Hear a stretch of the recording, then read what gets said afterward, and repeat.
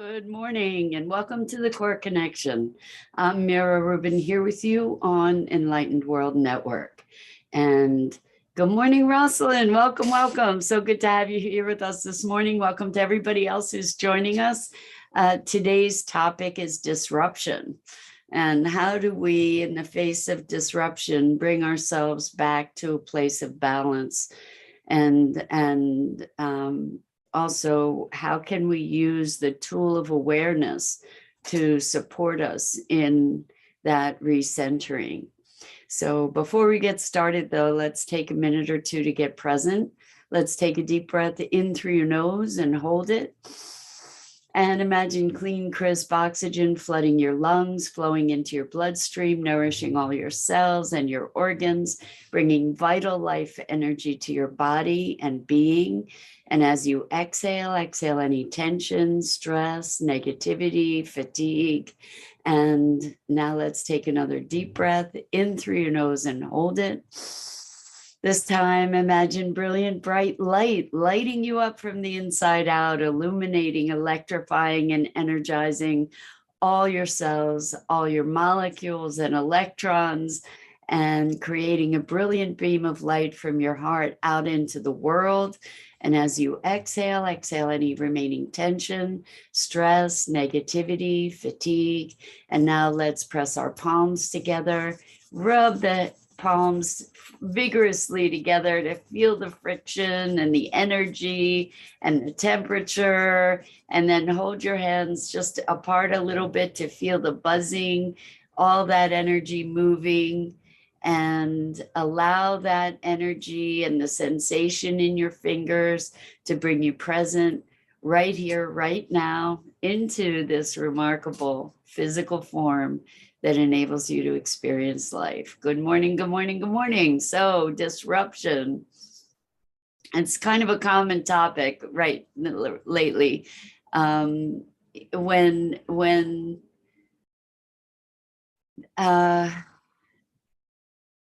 So how do we deal with disruption? How do we not just recover from it, but how do we utilize it to move us forward and to support us in our intentions?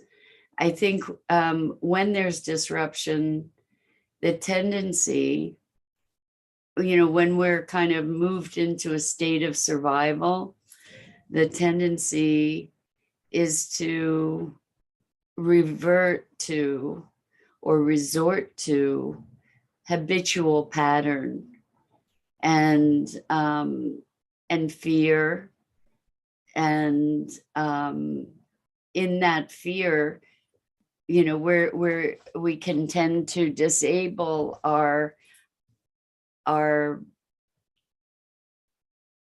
more measured intention, shall we say.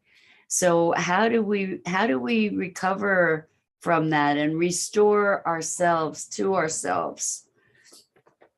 And I'm suggesting that maybe it is the tool of awareness that can bring us back to ourselves, by, again, also holding a framework that enables us to feel supported, that enables us to have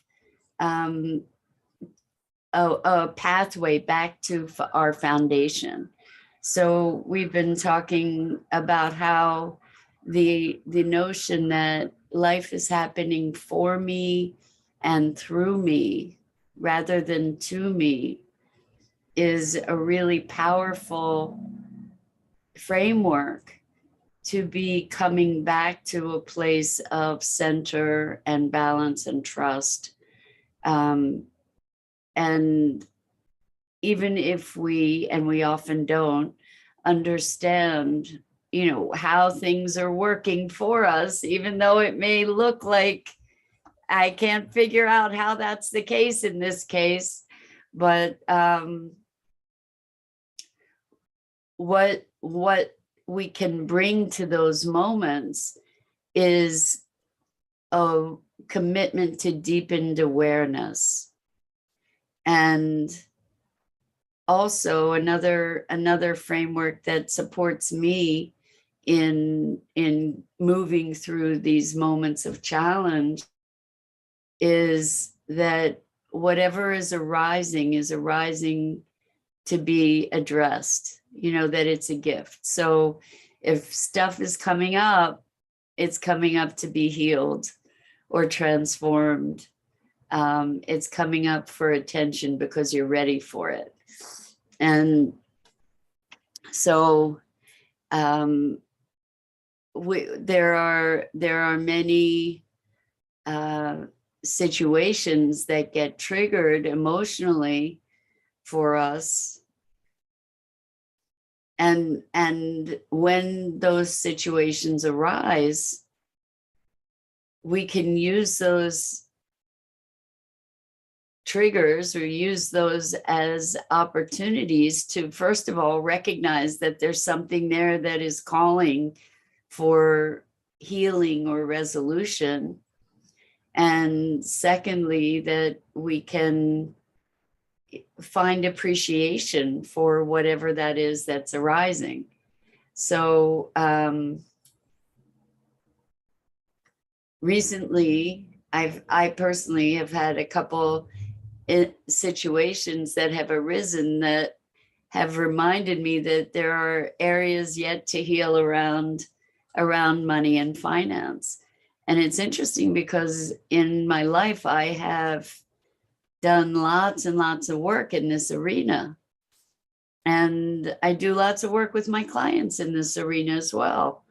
And, it's interesting when we talk about this spiral of transformation, that similar issues, it looks like the same issue arises again and again and again. It looks like, oh my gosh, this again.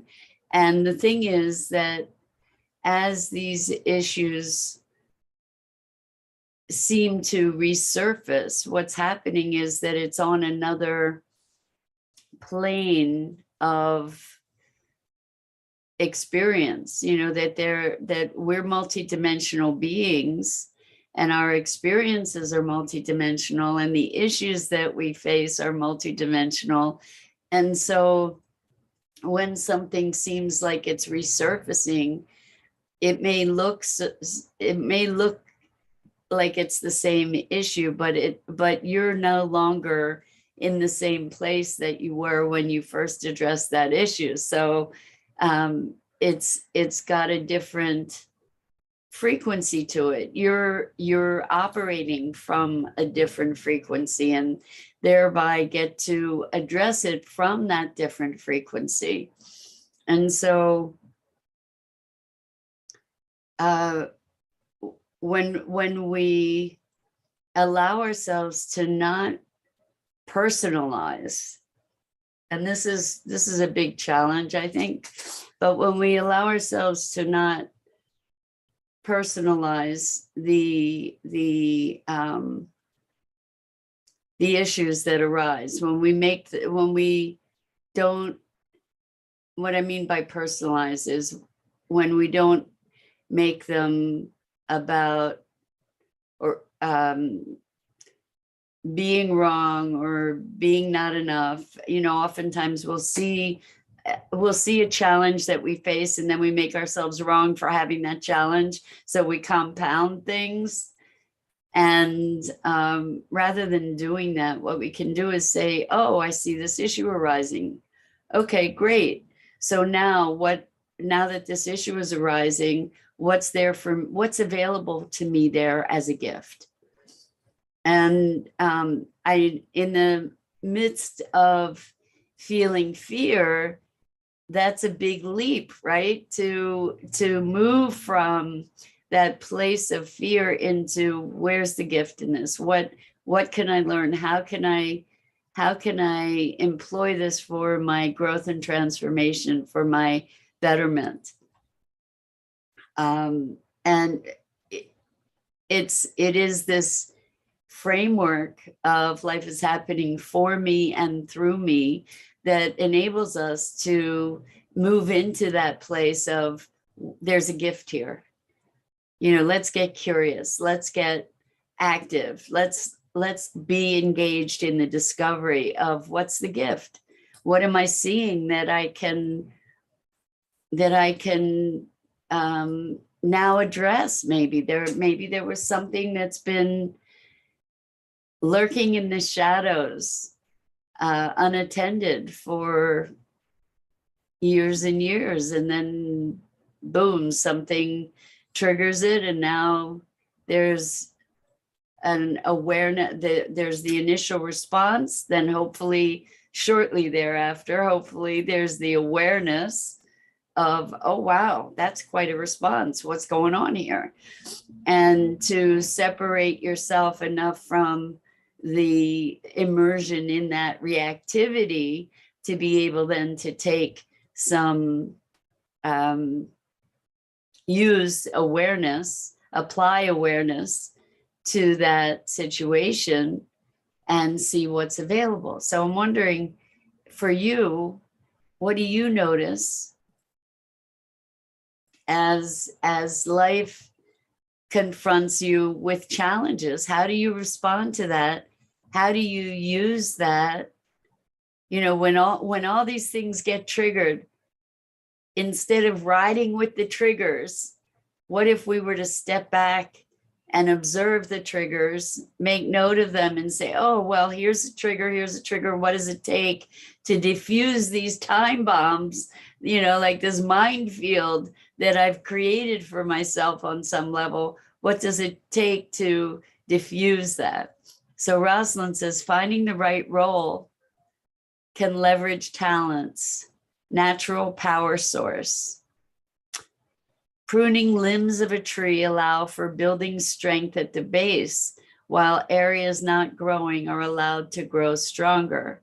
I found a lot of relief in shedding unnecessary weight, burden off shoulders.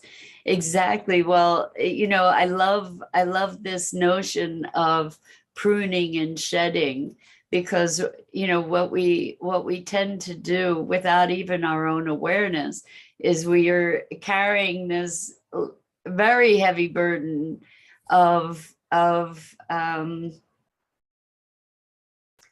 pain and reactivity that we're not even aware of a lot of the time.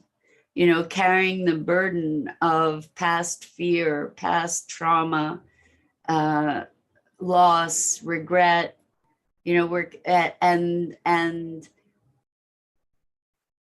we become so normalized to that, or it becomes so normal for us because it's such a persistent pattern that we don't even have awareness of it. And that makes us unable to shed that extra burden, right? Because we don't even know it's there. We're so used to it. And, it's interesting. I was talking to someone the other day who we were talking about a relationship that's an ongoing relationship that is not disruptive, but it's not satisfying. It's just, there was a deep sense of resignation around this relationship. And it had just been such a long-standing thing that it wasn't even in consciousness to address it, because it was such a given. It was just an is. And sometimes we need disruption to be able to shake us into awareness about ourselves, our values, our choices, our opportunities, our unhealed wounds. Sometimes we need something to shake us up enough to say, oh, wow, this needs attention. This needs to be addressed. And there's two kind of phases of being in this conversation that I'm recognizing. You know, we talk about the phases of water. So water is liquid, gas, and solid, but then there's some discussion about a fourth phase of water called the gel stage. But anyway, that's water. We'll get there another time. But I think that there are two different phases of awareness that I'm talking about here. Is one we have in the upset. And what happens oftentimes is that we get enmeshed in the upset. And by the way, if you guys are writing comments and I'm not responding, it's because I don't see them. So if you want to write comments and be engaged in the conversation, which I would invite you to do, it would be awesome. Please go either to the Enlightened World Network Facebook page or the Enlightened World Network YouTube channel. And you can leave comments in either of those places and I should be able to see them and then I'll respond. But anyway, the phases are being in the upset, and that is like fish in water. It's an immersive experience where we're not able really to be self-reflective. We're in the anger or the despair or the hurt or the sadness or the shock, or, you know, we're in it and we're being it, you know, we're immersed in it. And then the other phase that I'm aware of here is awareness, where we're able to observe it, where we're able to recognize it, bring awareness to it, presence ourselves to the experience of it in a different way. So for instance, when this disruption occurred for me, I was able to recognize that it triggered a lot of emotion for me. And when I allowed myself to be present to the emotion rather than to like be observing the emotion rather than being immersed in the emotion, I was able to recognize that there were physiological things going on for me in response to that, you know, that there was an element of fear that I was feeling, and I was aware of that in my gut. And there was an element of rage that I was feeling, and I was able to feel that in kind of between my throat and my belly. And as I was able to feel that, then I could put my attention on it and I could allow it to move as I observe it, and not be committed to perpetuating that feeling, and not be needing it to go away either, but being present to it.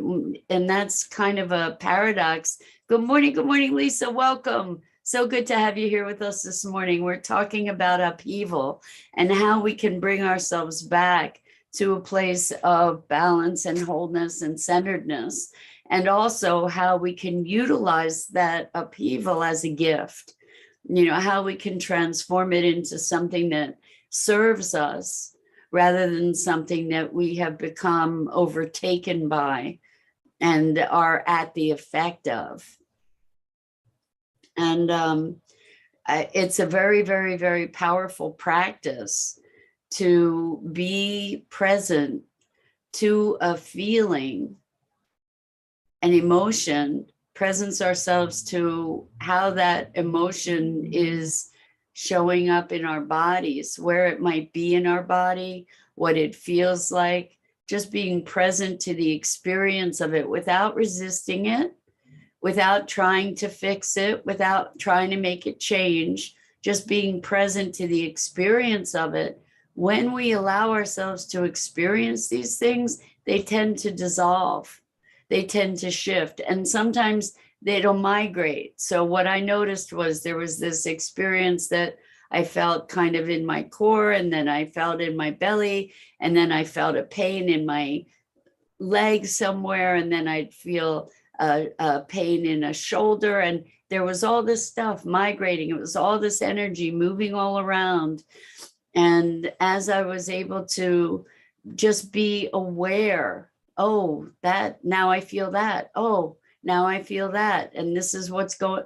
And as you presence yourself to that migration of energy, that movement of energy, what happens is it shifts, it dissipates. And it may not do that right away. It may take a lot of attention, a lot of presence. And we get to keep revisiting that. And the fascinating thing is that as we do that, it shifts the mental awareness as well. So allowing that energy to move and migrate and transform, and being aware of its transformation actually allows the emotions to move and heal. And so when we experience disruption, there's a gift in it. And it's interesting because I'm thinking of another situation that has been a lot on my heart and mind with sadness around it. And it occurs to me that in this moment, I'm aware, oh, wow, there's a deeper level of awareness that I can have about, well, what is that triggering in me? Rather than trying to heal the situation, look at what is the dynamic going on in me that is making that so painful. So this is about an estrangement in my life that I have had a lot of sadness about and hurt. And so I'm aware of the hurt and I'm aware of the sadness, but it's only now in this conversation that I'm realizing that I didn't put attention on, well, where is that hurt? What does it feel like? What's going on? Like I wasn't processing that in myself as fully as I could. So I'm just really grateful for this conversation now to have that insight. It's funny because these things can be so obvious and we miss them, right? Because we're just in the feeling, right? And it's such a profound gift to be able to step back and say, okay, so here's this situation. I've got all this upset. I've got all these emotions. Let's look at what's going on with those emotions. Forget about the circumstance. Let's let the circumstance be a gift to have brought those emotions to the fore, to allow us to move through them more fully and evolve and grow. So, there's like to step out of the pain and the story around the pain and to just be looking at, okay, there's the pain. What curiosity, what's going on here? Where do I feel it? What else is associated with that? What are all those feelings? And as I feel them, allow myself to move through them. I'm wondering if you guys have had experience with that, where you've seen new dimensions of possibility for your own healing and your own transformation as you recognize triggers. It's funny to be speaking about this kind of stuff on a daily basis and still recognizing that I have my own blind spots too.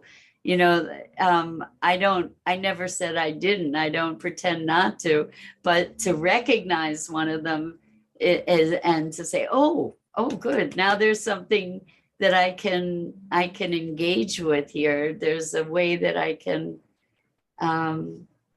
receive the gift of this rather than being stuck in the pain and the sadness, that there's a way to then receive the gift of it. So it's interesting how there's profound power in being able to move from disruption to gratitude and appreciation, from disruption to healing, from disruption to evolution and transformation, and becoming more of our true selves, to move from disruption to shedding the unnecessary burdens, to quote Rosalind, right? So I'm wondering if you guys can relate to this, to be in it but not of it is kind of the idea here, that bringing awareness to what is actually going on for us internally, what's being triggered, because we do project our internal perceptions and experience outward. So the circumstances that are occurring, we're interpreting through certain lenses, and we're precipitating through certain lenses, right? So Lisa says, I'm going through that now. I'm now able to see the trigger before it shoots off and gets me. That's amazing, Lisa. Congratulations for that. It's a periodic feeling to be able to call it out and stop it. Yes, yes. And I'm wondering, as you're recognizing it, how is it that you're stopping it? Because I'm not saying this is the case for you at all, but in a lot of cases, one of the ways that we stop a trigger is by shutting down. I'm guessing that's not what is going on for you, Lisa, at all. But also to bring awareness to say, oh, wow, what am I making that mean? Like maybe you're reframing it in that moment, which is profound. That's amazing.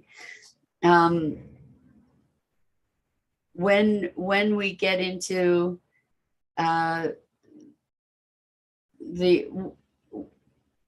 when we do get triggered, what happens is it's almost like a switch flips and we go into automatic behavior, right? Like the automatic reaction. And if that's already happened, if you've already gone into the reaction, how do we pull ourselves out? Hopefully we have a moment of, wow, I'm so angry. And it's like, oh, okay, I just heard I'm so angry, or I'm feeling so angry.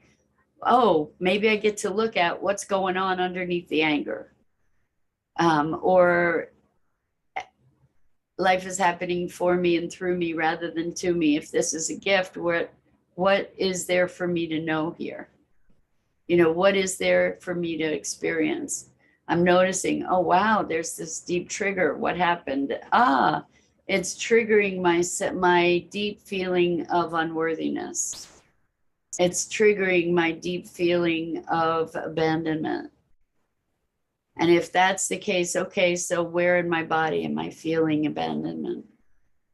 And what's going on with that? And how do I be present to that, to allow it to move? How do I free myself? How do I allow that to shed? By being present to it, by experiencing it, rather than avoiding it or pretending it isn't there, or burying it, or looking the other way, or denying it. It doesn't mean we have to elevate it. It means we get to allow ourselves to experience the experience without getting caught up in the meaning that we make about it. Does that make sense? So it's amazing when you recognize, wow, I would have been triggered by that in the past, and I'm not triggered. That's incredible. That's pretty awesome. That's how you know you got beyond it, right? You let go of whatever the perceptions were that were holding that thing in place. And so, for instance, in this estrangement, I recognize that, there are old feelings of abandonment that I still that are coming up to heal. It's because I'm ready to heal it on a deeper level, apparently. So, that's a gift. Lisa says, I literally call it out as it happens and look at it. I then figure out the why. Then I'm able to stop it from making me go off. Lisa, that's awesome. Congratulations. That's so huge. That's really quite a tribute to your evolved and evolving consciousness. So congratulations for that. That's awesome. So anyway, I think that's it for today. How do we deal with disruption? And the takeaways are, have a framework. For me, the framework is everything is happening for me and through me rather than to me. Life is happening that way. And that there's an opportunity in all of these gifts. Hi, Dido. So glad you were here with us this morning. Welcome. Rosalind says, ego gets lonely, doesn't want to separate from you. Just know you need to take time to rest when you don't feel like you're connected to the higher self, and your higher self never leaves you. Yeah, and really what we're up to is shedding what is between us and the deeper experience of that higher expression. Hi, Dido. So glad you were here with us this morning. So yeah, that's how we get to deal with disruption, is as a gift. So even though our initial reaction might be to just freak, we get to utilize that to grow from. Lisa says, thank you, Mira. It's following wise people like you that have guided me to this place. Lisa, you're very, very kind. Very, very kind. I can tell you that I don't always feel so wise. Like there are moments when I get triggered too, just like we're all going through it together. And it's just like, okay, what am I going to do with this? What are my real commitments? What are my real commitments? That's what it comes down to. My real commitments are to be living from a space of alignment with my higher values. And as long as we can bring ourselves back to that place of connection with our deepest values, and our like my deepest commitment is to growth and transformation and awakening. And so I get to use all this stuff on the way there, right? And whatever your framework is, let it be something that is expansive for you. Lisa says, I got a job as a dispatcher. Yay. Well, congratulations, Lisa. And I look at that metaphorically too. That's kind of cool, like mediating communications and making connections. So who knows what that'll be like, in terms of the metaphor that it's providing for you in your life as well. So congratulations. With that, I'm going to wrap it for this morning. I'm Mira Rubin. This is the Core Connection, and I go live here each weekday morning on the Enlightened World Network Facebook page and the Enlightened World Network YouTube channel at 9 a.m. Eastern. I might have said that already. Anyway, I invite you to check out the other awesome programming on Enlightened World Network and Enlightened World Living and EWN One with the Earth. And you guys are so, so welcome. And I have so much gratitude and appreciation for you and your engagement in these crazy morning conversations. And until next time, so much love to you. Hope to see you again here.